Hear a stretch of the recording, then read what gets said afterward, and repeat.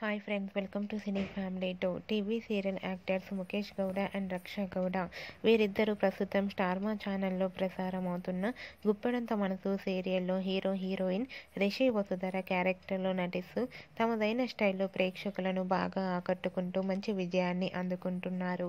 రిషి వసుధర జోడీకి ఉన్న క్రేజ్ అంతా ఇంతా కాదు. వీరిద్దరి అప్డేట్స్ బయటకు రాగానే బాగా వైరల్ అవుతుంటాయి.